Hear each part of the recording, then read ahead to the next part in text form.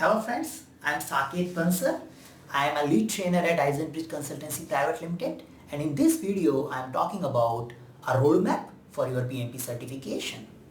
Whenever someone starts their PMP certification journey, they always have a question from where they should start, what kind of steps they should follow which can make their PMP certification journey fast, easy, enjoyable.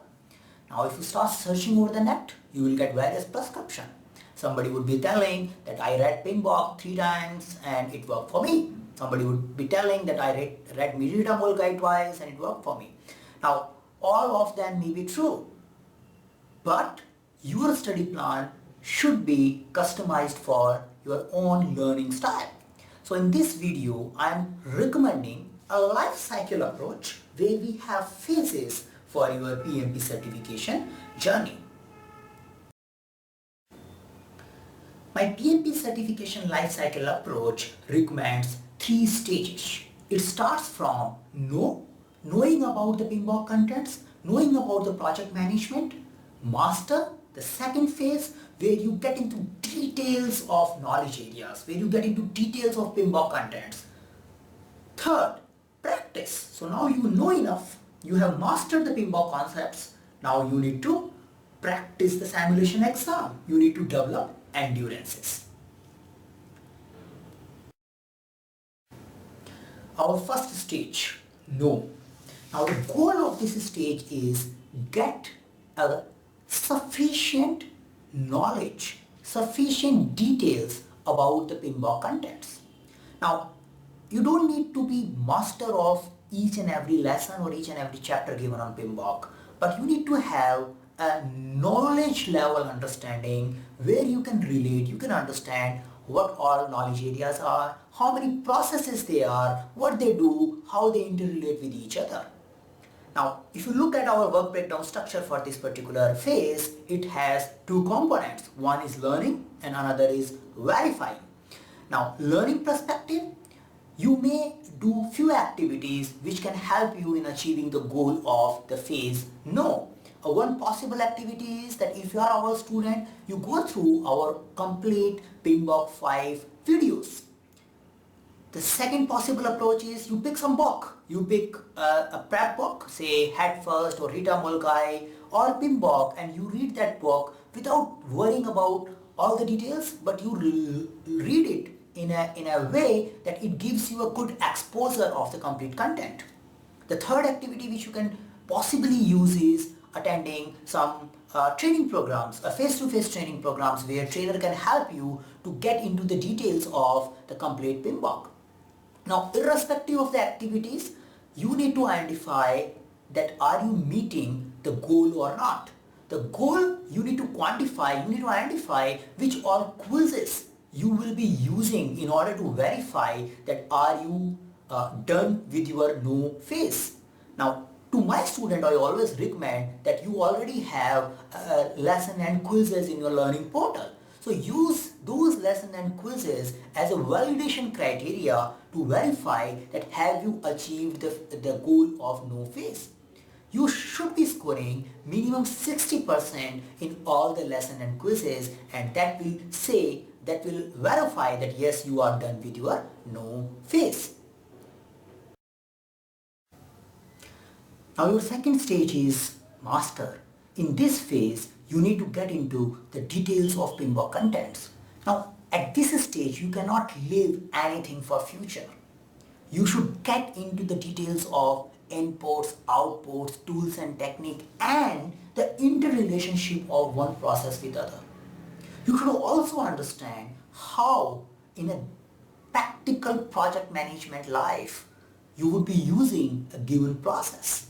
What is important, what is not important for a given process also should be well understood. Now, how do you achieve this goal? Again, 2 steps. You need to first have some set of activities which helps you in acquiring the complete mastery on a knowledge areas, and you should also have a validation process which ensures that yes, you have got the required grip on a given knowledge area. Possible activities for learning, you can pick a prep book, say Rita Mulgai, Head First, Andy. You can also watch, our students should also watch the videos again with more focus and not leaving anything for future. You should also possibly read PMBOK. How many times? Till the time you don't get grip on it. Somebody may end up reading twice, some may just read it once. But the goal is you should get a good grip on knowledge area. Now a lot of time what happens is we try to rush this particular stage and think that at the end of it we will do many practice tests. Yes, you will be doing practice tests, but at this particular stage you should not leave anything for future. You need to get a grip on a given knowledge area. How do you verify it? A possible thing is that if you are following IZenBridge, make sure that you are scoring more than 85% on lesson and quizzes. So IZenBridge has lesson and questions usually varying from 20 to 40 questions. You should get minimum 85%. Our students should also take knowledge area wise simulation exams. They can take n number of knowledge area based simulation exams, and each exam has 30 questions. And these questions may change with your attempts because the total database for a given knowledge area is more than 100 questions. So, and in these knowledge area wise exam, you should be scoring minimum 85%. If you are not scoring, analyze your weaknesses. Don't move till the time you understand the nitty-gritties and the details of a knowledge areas. At this stage, make sure that you are not leaving anything for future. A practice stage where you need to develop an endurance for your final PMP exam. It's a 4-hour exam, so you must develop an habit of sitting for 4 hours. In your master stage, you have already acquired the skill of understanding and interpreting PMBOK. You have already practiced good number of questions. Now this is a time where you make a mixture of all these questions, where you don't focus on a given knowledge area at a given time. The question will come and you will identify which knowledge area is all about and you will mark the answers, and also you will develop an endurance of 4 hours. Now don't waste your time in free practice exams which are available at on various sites. Now the problem is those exams may delay your PMP journey because they may confuse you. They may put something which has nothing to do with the PMBOK or PMP exam, and you keep wondering or researching about those contents. So always pick the authentic sources. A possible source, you can pick the Christopher Scardo. It has the e-read and reference. So if you are already a PMI member, you get an access to e-read and reference, and it has the book which is written by Christopher Scardo, which is a quiz book. It has nearby 1,000 questions. You can practice them, they are good. With some disclaimer that they also have nearby 20% of ethics questions. Nowadays, PMP is not giving you a straightforward ethics questions because it used to be before but not anymore. So you just need to take learning out of it and understand that this kind of questions will not come directly, but the ethics question will come mixed with the knowledge area based questions. You can also focus on our simulation exams where we have a mixture of all the knowledge area questions, and we try to keep the composition same like the PMI has recommended, where it has given a breakup for process group wise like 13%, initiating, etc, etc. So on the basis of that, we have designed our simulation exams which will help you to check your preparedness. Now you don't have to do many tests. Doing 4 to 6 tests should be more than enough. The important point we should keep in mind is that you should not be repeating the same mistake from one test to another. If you are repeating, it means you are not learning from your previous test. So doing tests is important, but the more important is learning from each and every test. You don't have to just count the number of simulation exams you have taken. Rather, you need to focus on what you have learned from a given exam. Now, how can you do it?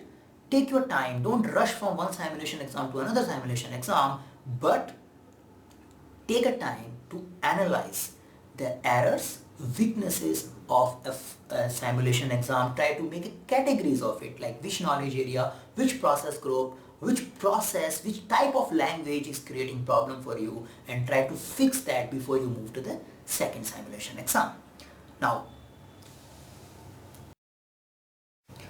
along with this, you also need to ensure that you are done with your paperwork which is required for your PMP certification. I am not touching that at length, but just mentioning that you need to submit your application to PMI. PMI may take 5 days to review and approve.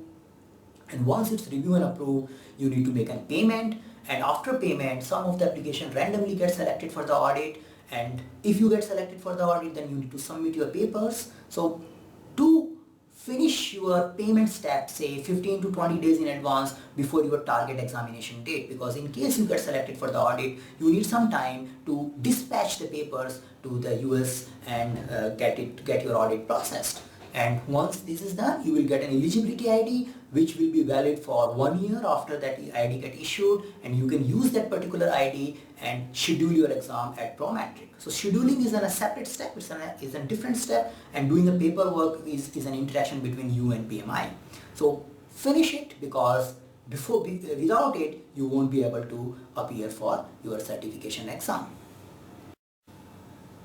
So this was a video on a study plan, a roadmap for your PMP. If you have any queries, feel free to write to me, join our various LinkedIn, Facebook groups, and remain connected. Thanks for watching.